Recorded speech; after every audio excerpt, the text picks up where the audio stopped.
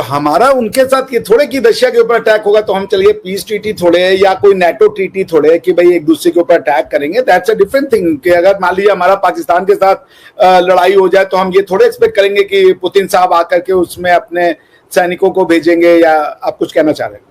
Sir यही कहना चाहता हूँ कि यही जब हमारा सऊदी अरेबिया के साथ हुआ था तो आपने बहुत सारे क्वेश्चन रेज किए थे। आपका तो डिफेंस पैक्ट भाई, हेलो, क्या आप कंपेयर कर रहे हैं फकर भाई? आपको अल्लाह का वास्ता, आपको मलबा मुबारक।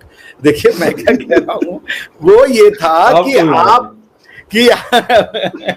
कि आपको अगर वो होगा, क्या नाम है, आपको अगर अटैक होगा किसी तीसरे मुल्क के ऊपर तो सऊदिया के ऊपर माना जाएगा, और सऊदिया के ऊपर अटैक होगा तो वो आपके ऊपर माना जाएगा, और दोनों एक दूसरे के लिए डिफेंस करेंगे।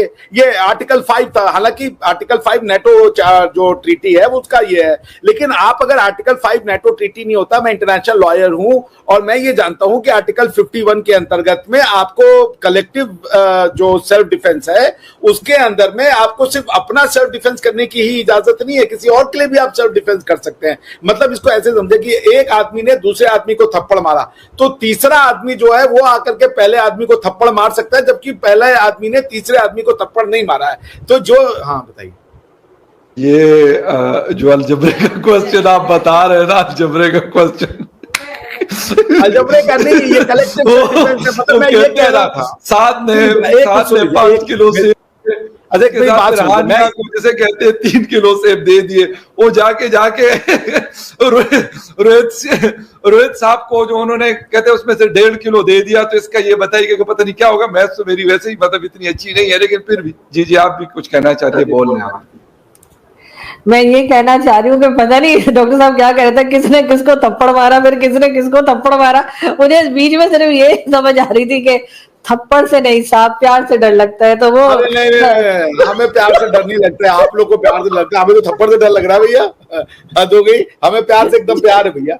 ये कहां से ले आई आप? सुनिए ना, देखिए मैं ये कह रहा था कि दोनों ट्रीटी का कंपैरिजन नहीं बनता। मैं आपको ये कह रहा था कि अगर ये ट्रीटी नहीं भी होती तो जो आपने सऊदी अरेबिया के साथ बायलैटरल ट्रीटी की, आपके पास इंटरनेशनल लॉ में ये राइट, ये अधिकार ऑलरेडी अवेलेबल था in the form of article 51। Article 51 UN charter self defence की बात करता है। उसके अंतर्गत यदि पाकिस्तान पे अटैक हो और यदि वो यूएन को लगता है, सऊदी को लगता है कि भाई पाकिस्तान के ऊपर अटैक हुआ है, तो वो सेल्फ डिफेंस का राइट यूज कर सकते हैं डिस्पाइट द फैक्ट कि सऊदी के ऊपर अटैक नहीं हुआ है।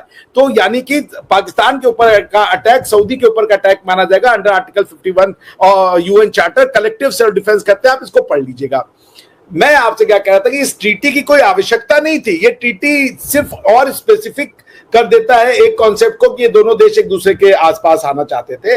तो मेरे कहने का ये है कि आप अगर ये कह रहे हैं कि हमारी जो लॉजिस्टिक्स वाली ट्रीटी अभी साइन हुई है क्या नाम है अमेरिका के साथ, तो फिर हम रशिया के साथ भी कर रहे हैं। क्वाड का तो इससे कोई लेना देना नहीं है, क्योंकि क्वाड तो कोई मिलिटराइज्ड ऑर्गेनाइजेशन है नहीं। क्वाड एक खाली स्ट्रेटेजिक थिंक टैंक की तरह काम करता है। It only has what diplomats and head of the states meeting in it. और तो कोई इसका वो नहीं है कि भाई इसकी आर्मी है, इसका कोई ट्रीटी है या कोई डिफेंस पैक्ट है, ऐसा कुछ क्वाड के अंदर में नहीं है। सामने वाले इसको जो भी समझे, quad is at the best continental cooperation, आप इसको कह सकते हैं, स्प्रेड अक्रॉस एशिया पैसिफिक, या पैसिफिक भी आप कर ले, बिकॉज अमेरिका भी इसमें मेरे। तो what I am trying to simply say कि दोनों कंपैरिजन नहीं किए जा सकते। अमेरिका और ये क्यों है कि हम अगर रशिया के क्लोज हैं तो हम अमेरिका से दूर हो जाएं। जब अमेरिका हमसे बात कर रहा है कि आप हमारे साथ अलाई बनिए, तो उसको ये नहीं पता है कि हम रशिया से के बहुत अच्छे फ्रेंड हैं। और ये कोई अगर हमसे आशा करता है कि भाई हम अपनी उनके साथ फ्रेंडशिप के लिए दूसरे के साथ हम दुश्मन बन जाए, तो ये नहीं होगा। This is our personal matter. अगर आप हमसे मित्रता कर रहे हैं तो आपकी मित्रता का यह मतलब नहीं है कि आपका शत्रु मेरा शत्रु हो और आपका मित्र मेरा मित्र हो। सकता है आपका मित्र मेरा शत्रु हो और आपका शत्रु मेरा मित्र हो। यानी कि जैसे अमेरिका को देख लें, अमेरिका का पाकिस्तान मित्र है, एटलीस्ट मित्र है, मगर वो पाकिस्तान हमारा शत्रु है। हम तो नहीं करें कि आप पाकिस्तान से संबंध तोड़ दीजिए। उसी तरीके से अमेरिका का रशिया शत्रु है मगर रशिया हमारा मित्र है, तो इसका यह मतलब नहीं है कि हम उनसे अपनी मित्रता तोड़ देंगे। तो we are strategic autonomous player, sovereign country, और हम अपने टर्म पे अपनी बातें करते हैं जी।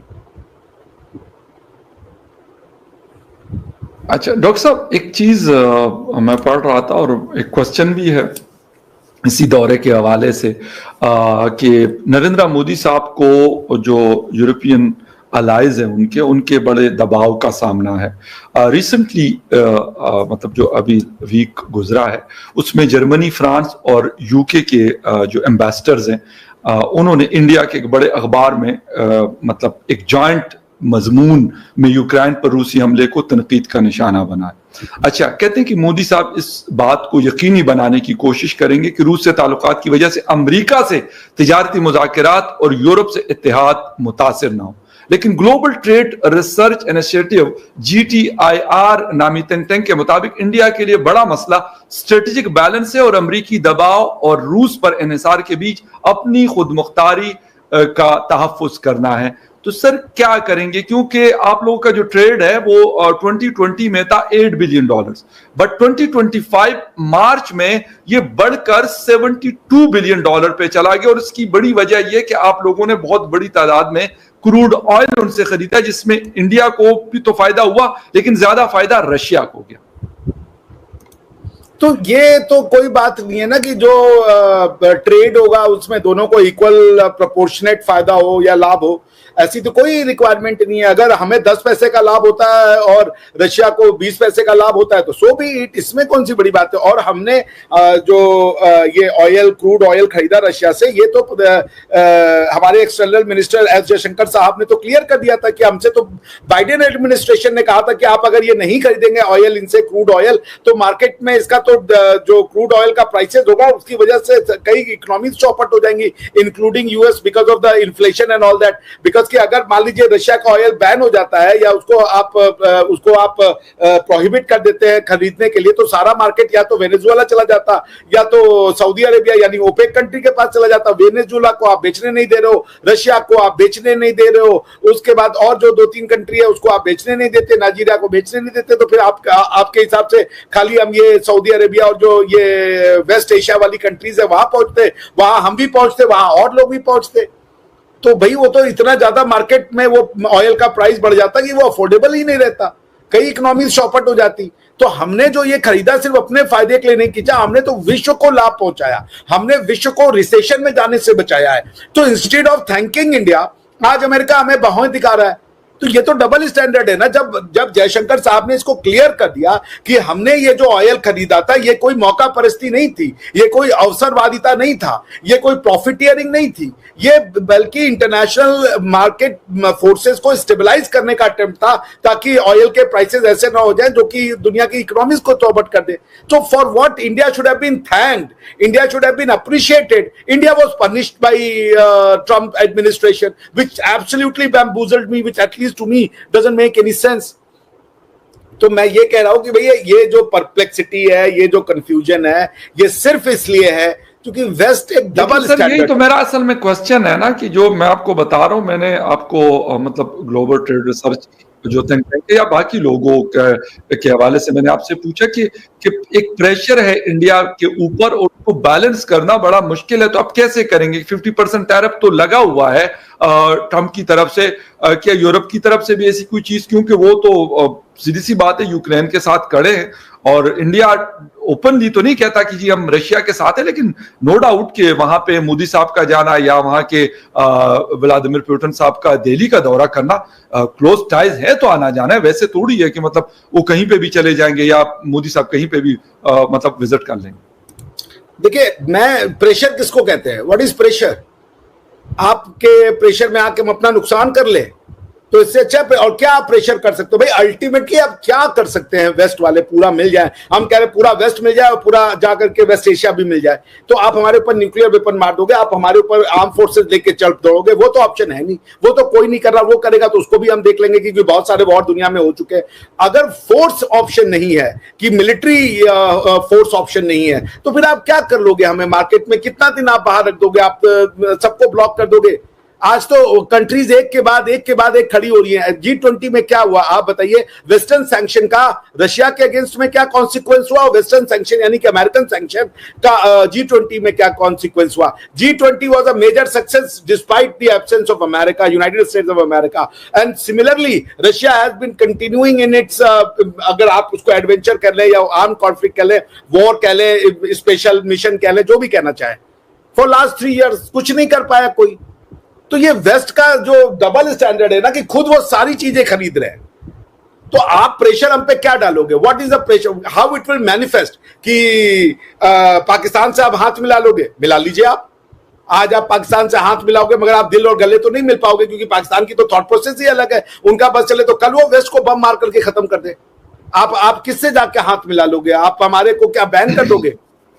जी सर ऐसा नहीं है कि मतलब कोई बम मार देगा, यहाँ से लोग इतने मुश्किल से वीजे लेते हैं तो वहां पे बम क्यों मारेंगे? मतलब बम मारने होते हैं तो इतने मुश्किल से वीजे क्यों लेते? आपको नहीं पता सर, मतलब वो लिस्ट मैं आपको भेजूंगा ना, वो लिस्ट में आपको भेजूंगा ना कि 150 रिक्वायरमेंट्स आप जब फाइल लेके जाते हैं ना, इतना बड़ा अलग से एक बंदा होना चाहिए कि वो आपके साथ वो आपकी पूरी फाइल उठा के ना वहां जमा कराए, फिर आपको लग पता जाएगा। बम मारते हम कहते भाई हमारे साथ अच्छे ताल्लुकात होने चाहिए, वीजा बैन हटना चाहिए पाकिस्तान से, बाकी देख लेंगे हम, हमने बम चम नहीं मारना। मैं तो ये मानूंगा, देखिए फकर भाई मैं दिल से बात बताऊं तो मैं तो चाहूंगा कि वीजा बैन पाकिस्तान से हटे। पाकिस्तान एक अच्छा नॉर्मल देश, वीजा बैन नहीं है एक्चुअली, मतलब स्ट्रिक्ट वीजा है, मैं वीजा बैन नहीं है, मतलब आई एम सॉरी मैंने गलत वर्ड यूज किया। जब आप बैन के 2 तरीके होते हैं, डायरेक्ट और इनडायरेक्ट।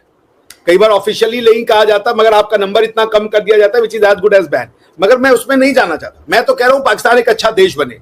ये तो पाकिस्तानियों को डिसाइड करना है कि वो क्या चाहते हैं, दुनिया भर के साथ दुश्मनियां चाहते हैं, सबको गालियां ही देना चाहते हैं, और उसके बाद कहेंगे कि अपने टैक्स पेयर का पैसा भी हमें दे दो, हमसे हमने तो कोई गालियां सर किसी को नहीं दी, हमने क्यों गालियां दी है? मतलब किसी या अल्लाह, हम तो देखें सर, हम तो ये अगर गालियां दे रहे होते तो हमारे मतलब इस साल के पहले 3 महीनों में 3.5 लाख लोग पाकिस्तान से जाते अगर हम गालियां दे रहे होते। मतलब गालियां नहीं दे रहे हम तो बड़ा, हम तो मोहब्बत करते हैं, हम तो मोहब्बत करते हैं जर्मनी से, हम तो मोहब्बत करते हैं फ्रैंकफर्ट से, हम तो मोहब्बत करते हैं कोपनहेगन से, हम तो मोहब्बत करते हैं जिनेवा से। ऐसी आपको किसने गलतफहमियां भी देकर ट्रम्प साहब ये जो गड़बड़ियां मतलब बना रहे हैं कि जी वीजा नहीं देंगे, ये नहीं करेंगे, वो नहीं करेंगे, वो सबके लिए मतलब अच्छा नहीं है, मैं तो वो नहीं कहता। लेकिन सर अगर हम एक पॉइंट पे बात करें। नमस्कार दोस्तों, एक और वीडियो में आपका स्वागत है। पुतिन क्या भारत आए, पाकिस्तान तो वैसे ही खौफ में है, बाकी दुनिया तो सोच ही रही है, पर उससे भी ज़्यादा खौफ उनको ये है कि S-400 लेने के बाद ऑपरेशन सिंदूर में जो हुआ उससे उनकी तो नानी याद आ गई और बुझते याद रखेगी। पर अब जो पुतिन आए हैं, अब S-500 की डील होने की संभावना है और साथ में 5th जनरेशन फाइटर जेट भी है। तो अब पाकिस्तान सोच रहा है ऑपरेशन सिंदूर 2 भी शायद होने वाला है, तो पाकिस्तान खौफ में बहुत ज़्यादा है। तो पाकिस्तान अब क्या करे या ना करे, चाइना तो उनको मदद करने से रहा, क्योंकि चाइना के माल तो वैसे ही एक्सपायर माल होते हैं, जो चलते हैं फिर नहीं भी चलते हैं, कोई ठीक नहीं उनका। तो आपको इस वीडियो में क्या राय है कमेंट बॉक्स में ज़रूर बताइएगा। चैनल को लाइक शेयर और सब्सक्राइब कीजिए और देखते रहिए पाक मीडिया डिबेट।